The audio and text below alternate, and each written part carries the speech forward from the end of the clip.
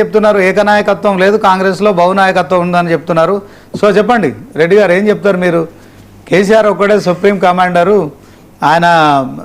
ఆయన ఇష్టాల రీతిన నిర్ణయాలు తీసుకుంటారు. కానీ కాంగ్రెస్ పార్టీ అట్లా కాదు, మాకు ప్రజాస్వామ్యం ఎక్కువ, కొంత ఆచితూచి వేచి చూసే ధోరణి ఉంటుంది మాది. సో ఎవరేం మాట్లాడినా మేము అంత సీరియస్గానైతే ఉండదు. సో రాత్రికి రాత్రి మేము గొంతులు కోసే పరిస్థితి ఉండదని చెప్తున్నారు చరణ్ గారు, మీరేం చెప్తారు? ముందుగా ప్యానెల్లో పాల్గొన్నటువంటి మిత్రులకు, మీకు, అదేవిధంగా 99 వీక్షకులకు నమస్కారాలు తెలియజేస్తా ఉన్నాను. ఈరోజు కాంగ్రెస్ పార్టీలా ఎట్లా ఉన్నదంటే, వీళ్ళు నిజంగా కూడా ప్రజాసేవకులు కాదు, వీళ్ళు కుర్చీల సేవకులు. కుర్చీల కొట్లాటనే ఉంటుంది ఇలా దాంట్లో ఎప్పుడైనా. కాంగ్రెస్ పార్టీ అంటేనే కన్ఫ్యూజన్, అంటే ఎప్పుడు కూడా కొట్లాట తప్ప ఇంకోటి ఉండదు కాంగ్రెస్ పార్టీలో. అధికారం ఇచ్చింది కాంగ్రెస్ పార్టీ. ఇప్పుడు ఈరోజు రేవంత్ రెడ్డి గారి ప్రభుత్వానికి అధికారం ఇచ్చింది ప్రజలు ఎందుకు ఇచ్చారు? మంచి పరిపాలన ఇస్తారని నమ్మి ఇచ్చారు. ఇలా వాళ్ళు చెప్పినటువంటి హామీలు అమలు చేస్తారని వాళ్ళకి అధికారం ఇచ్చారు. ఇలా హామీలను మొత్తం విస్మరించి ఎంతసేపు ఉన్నా కానీ వాళ్ళ పంచాయతీ తప్ప ఇంకోటి లేదు, కొట్లాట తప్ప ఇంకోటి లేదు. కొంతమంది మంత్రులు, ఎమ్మెల్యేలు, కొంతమంది ఏమో ఆస్తుల కోసం కొట్లాడుతున్నారు, కొంతమంది ఏమో పంపకాల కోసం కొట్లాడుతున్నారు, కొంతమంది ఏమో కుర్చీల కోసం కొట్లాడుతున్నారు. ఇవాళ గాంధీ భవనం కూడా మొత్తం ఎట్లయిపోయింది అంటే గ్రూపు తాగాదాల భవనం లాగా అక్కడ మారిపోయినటువంటి పరిస్థితి మనందరం కూడా చూస్తూ ఉన్నాం స్పష్టంగా.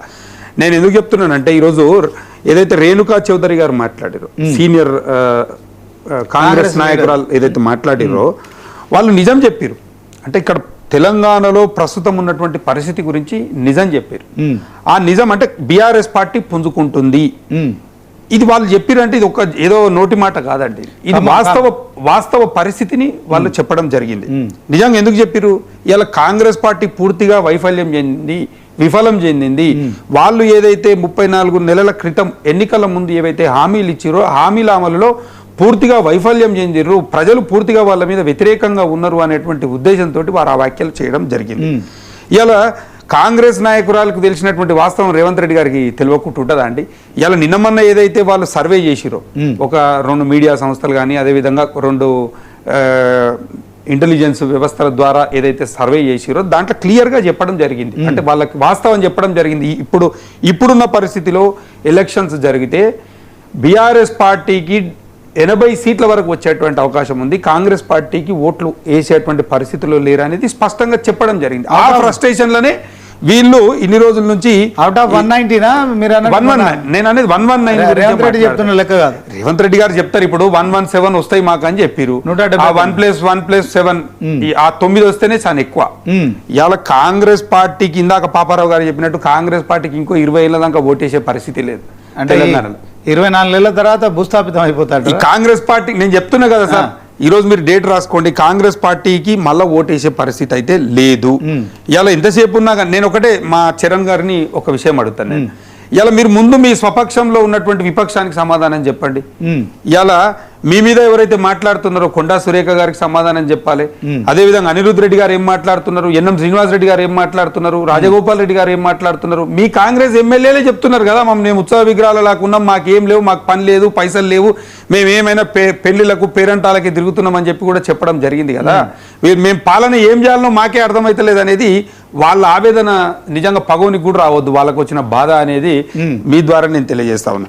ఇంకోటి, ఇలా రాష్ట్రంలో చూస్తే ఎక్కడ చూసినా మీరు ఒక్కసారి పరిశీలించండి, రైతులు ఎంత గోసపడ్డారండి. రైతులకు సంబంధించి రైతు భరోసా ఇస్తామని చెప్పారు, రైతు భరోసా అయ్యాక అట్లాగం చేసిరు. కనీసం వాళ్ళు అప్పో చేసి పండించినటువంటి ఏదైతే ధాన్యం ఉన్నదో దాన్ని కూడా కొనుగోలు చేయక ఎక్కడికక్కడ రోడ్ల మీద వాళ్ళను విచ్ఛిన్నం చేసినటువంటి పరిస్థితి మనందరం కూడా చూస్తాం. దానికి తోడు ఎలినినో వస్తుందని చెప్పి నిపుణులు చెప్పారు, ఎలినినో వస్తుంది, నీళ్లు ఉండవు, రైతులకు ఇబ్బంది అవుతుంది, తాగనికి ఇబ్బంది అవుతుంది, కొంత జాగ్రత్త పడండి అని చెప్తే వాళ్ళు పంతాలకు పోయి, అంటే ఎక్కడ ఈ కాళేశ్వరం తోటి అక్కడ పాలమూరు తోటి నీళ్ళు ఇస్తే కేసీఆర్ కు పేరు వస్తుందో అనేటువంటి ఒక దురుద్దేశంతో వాటిని పెండింగ్ లో పెట్టి వాటి మీద లేని కుంటిసాకులు చెప్పుకుంటా ఇవాళ కరువు తీసుకొచ్చినటువంటి పరిస్థితి మనందరం కూడా చూస్తూ ఉన్నాం. మా సోదరుడు అన్నాడు డైనింగ్ టేబుల్ మీద డిసిషన్స్ తీసుకుంటారు, ఇవాళ కాంగ్రెస్ పార్టీలో అట్లా ఉండదు, మొత్తం టీఆర్ఎస్ పార్టీలో మొత్తం డైనింగ్ టేబుల్ మీదనే జరుగుతుందని. ఎస్, డైనింగ్ టేబుల్ మీద మేము తీసుకున్నటువంటి నిర్ణయాలు ప్రజా సంక్షేమం కోసం తీసుకున్నాం, ప్రజా సమస్యల మీద నిర్ణయాలు డైనింగ్ టేబుల్ మీద తీసుకున్నాం. కానీ కాంగ్రెస్ పార్టీ నాయకుల లాగా డైనింగ్ టేబుల్ల మీద మేము పంపకాలు చేసుకోలేదు, పంపకాలు జరగలేదు.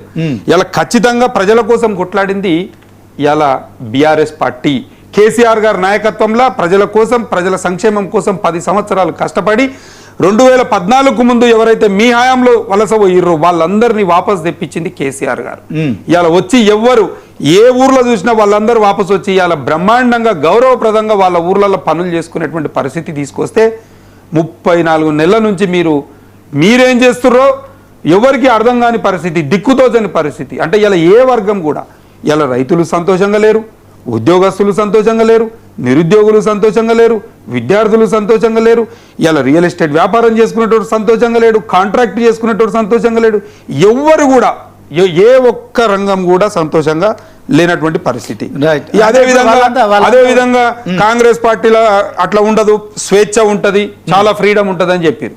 మరి అక్కడ ఉన్నటువంటి ఎవరైతే సచిన్ పైలట్ గారు, సింధియా గారు వీళ్ళందరూ ఎందుకు పోయిరండి? కాంగ్రెస్ పార్టీని విడిచిపెట్టి ఎందుకు పోయిరండి? మొన్న జీవన్ రెడ్డి గారిని ఎంత ఇబ్బంది పెట్టిరండి. ఇవాళ అంటే జీవన్ రెడ్డి గారు ధైర్యంతో బయటకు వచ్చిరు కాబట్టి వాళ్ళు బయటపడ్డారు.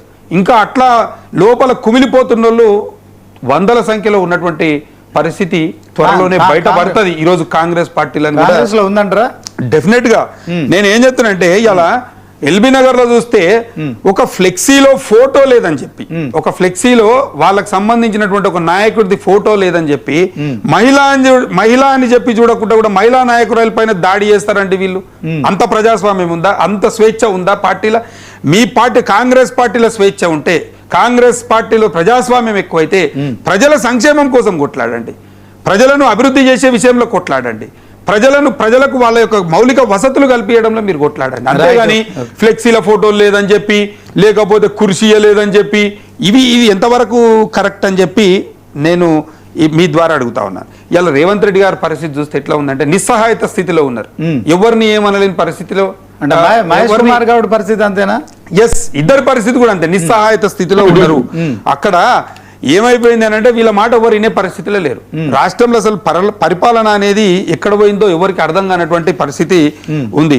ఇలా చెవిటోన్ ముందల శంఖం ముదినట్టే ఉండదు, నడవరాక రోడ్డు వంకర అన్నట్టు వీళ్ళకు పరిపాలన చేతగాక, నడవరాక రోడ్డు వంకర అన్నట్టు వీళ్ళకు పరిపాలన చేతగాక ఎంతసేపు ఉన్న బీఆర్ఎస్ పార్టీ మీద లేనిపోని బదనాం లేసులు, బట్టగాల్చి మీదేసుడు, ఎంతసేపు ఉన్న బీఆర్ఎస్ పార్టీ మీద ఏడ్చి ఏడవడమే తప్ప వీళ్ళకి అవకాశం ఇచ్చారండి ప్రజలు. మీరు ఇచ్చినటువంటి హామీలు ఎక్కడ పోయినవి, మీరు అమలు చేస్తున్నటువంటి మీ గ్యారంటీలు ఎక్కడ పోయినవి, మీ వాగ్దానాలు ఎక్కడ పోయినవి, వాటి మీద మీరు దృష్టి పెట్టండి. ఎంతసేపు బీఆర్ఎస్ పార్టీ మీద ఎందుకు మాట్లాడతారు మీరు? రెడ్డి గారు 1 minute. డాక్టర్ పివి రెడ్డి గారు నమస్తే శ్రీనివాస్ గారు.